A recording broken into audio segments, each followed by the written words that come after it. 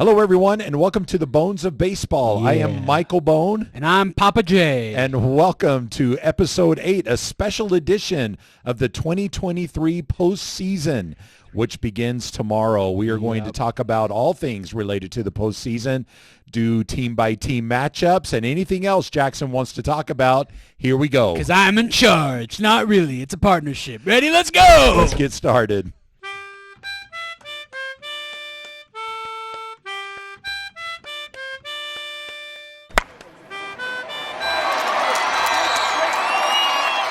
All right, Jackson, where do you want to go? Take it away. Okay. Start talking postseason. Let's start talking it. The Braves are in. The Braves are in.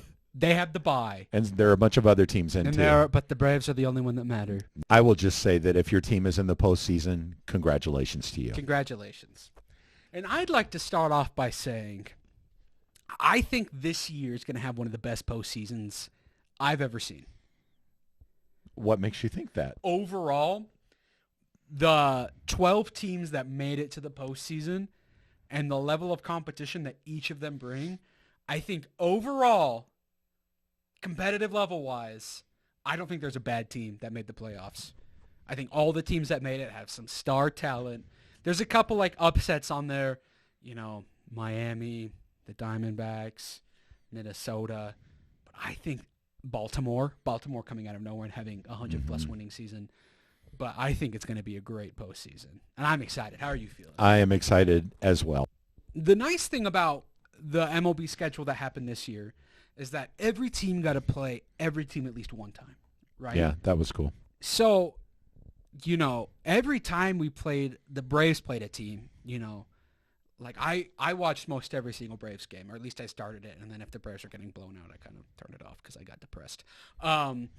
But watching all the Braves play every team, right? There wasn't a team on this list that I wasn't excited to play.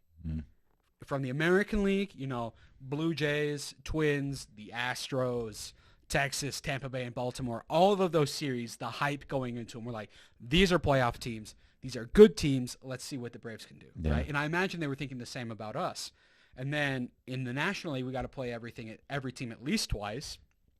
With the Diamondbacks. Those are some great series. Milwaukee, the Dodgers, I think were probably the most intense series that we played all year, right? And then, of course, we have Miami and Philadelphia that we played a ton. And then there's us. And I think like I said, I don't think that there's going to be a bad series on here. So let's start in the National League, and then we'll go to the American League. Okay, let's start with the number 1 seed. Okay. Which is? The Braves. Us. Which means we don't have to play the wild card. High five. Yep. So we're just sitting tight. We are in we're at the ranch. The ranch. Right now. Improving. From episode 7 we're of playing our some podcast. simulated games. In the words of Dr. Phil, send them to the ranch. Okay, so the Braves are at the ranch right now. They're taking their day off, according to you. You're hoping they're taking a day off today. I hope they took a nap. And then they're going to start their sim games tomorrow. Yep. So the Marlins and the Phillies are going at it against each other. And they're going to play in Philadelphia. And they're playing in Philadelphia. And so I know that you feel like the Phillies are going to win, and actually I am too. Are the Marlins, I think our desire is that the Marlins give the Phillies a great run for their money and tire out the Phillies. And I'm sure that's exactly what Dodgers fans are hoping between the Diamondbacks and the Brewers as well. But what are you thinking? I think, the atmosphere in Philadelphia is going to be electric, right? Making it to the World Series last year. We saw the same thing with the Braves at Truist Park last postseason, winning the World Series in 2021. But they're going to be playing all 3 games in Philadelphia, right? And I think you're going to have big moments. Bryce Harper, Trey Turner, Kyle Schwarber. I like the Marlins pitching more than the Phillies pitching, but what the Phillies offense can do and their star power, I think that they're a team that can go on a run and be dangerous, right? You like the Marlins pitching more than the Phillies pitching? Absolutely. So Miami can hit and they can pitch, but I don't know if they can out-hit Philadelphia, right? I think they can out-pitch them, but I don't know if they can out-hit them. So I think it's going to be close, but I think Philadelphia is going to win in 3 games. Okay. What are you thinking? I was reading an article somewhere today and called all 12 postseason lineup and pitching staffs ranked. by Anthony Castrovinci. And also the top 50 players going into the postseason.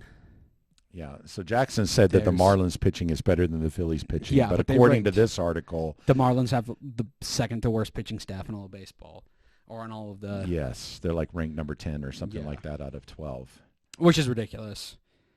So, but I mean, now that I said that, the Phillies are going to pitch 2 no-hitters back to back, and the Marlins are going to give up double digits. That's okay, as long as they don't do it against the Braves. That's true. That's true. Get all their pitching mojo out of. Go right ahead. Okay. I say Phillies in 3. Next series. Next series, the D-backs. Yes, sir. At the Brewers. Mm-hmm. Brewers with top pitching. Yeah. I'll put the Brewers ahead of the Diamondbacks in 3-2. The Diamondbacks can run. Mm-hmm. They can steal bases like nobody's business. And our old friend William Contreras played for the Braves. He's only thrown out 18% of base runners. Oh, really? Yeah. This year, that's all he's done. Well, so that worries me. The Diamondbacks are going to have a better chance getting on base than the Brewers are. Yeah. The Brewers struggle to score runs. Yeah. But they've got great pitching. Mm-hmm. What do you think? So it's a matter of are the Diamondbacks going to get on base, or are the Brewers going to shut them down with their pitching? Which one of those do you think are going to happen? I like the Brewers pitching staff. You have Corbin Burns, 2021 Cy Young winner. Brandon Woodruff, really good pitcher. You have Devin Williams, who's one of the best relievers in to close things out. And then you have a bunch of guys that have sub-2 ERAs to fill the gap. So, and the Diamondbacks, they're starting Zach Gallen, number 2, in this game too, because they had to use him against the Astros to clinch their playoff spot. So they're starting their number 1 starter in game 2, and then their number 2 starter in game 3. If they make it to game 3, they're starting a rookie in game 1. So I think the Brewers are going to come back. You're going to have Christian Yelich swing in. And here's my prediction for this series. The bringer of rain, Josh Donaldson, is going to kill the Diamondbacks. I have nothing to back that up. He's playing for the Brewers right now. Had an awful season with the Yankees. He was kind of mean to all the rookies in the clubhouse in Milwaukee. They came up to him and they're like, "Hey, I'm Josh." No, they're like, "Hey, my name's what you call it." And he's like, "You know who I am." He didn't say, "Hey, I'm Josh." But that's the type of person that he is. So whatever. But I think Milwaukee is going to barely edge out the Diamondbacks. So I'm going to say Milwaukee in 3. Okay, so right now we're picking the seed that's predicted to win anyways, just based on the seeding. Yeah, so right now, going into the NLDS, our prediction is Braves, Phillies, Dodgers, Milwaukee. Dodgers, Brewers. All right, jumping over to the American League. Twins, Blue Jays. I want to pick the Blue Jays. You know why? Why? Because they swept the Braves. Oh, they did. They did. That's right. And we swept the Twins. No. We won 2 of 3 against the Twins, and the other game was a 1-run lead. The Twins, listen, the Twins haven't won a playoff game since 2004, I think. 18 straight playoff losses. All right, so I don't think that they're going to go down quietly, but I think the Blue Jays are a great team, and they've just been playing in the best division in baseball, the American League East. So that's why they're coming in 6th. Not because they're worse than the Twins, but because they just had to play the Orioles and Tampa Bay and the Red Sox. And even the Yankees can string together a game every once in a while. So I think it's going to take 3 games. But I think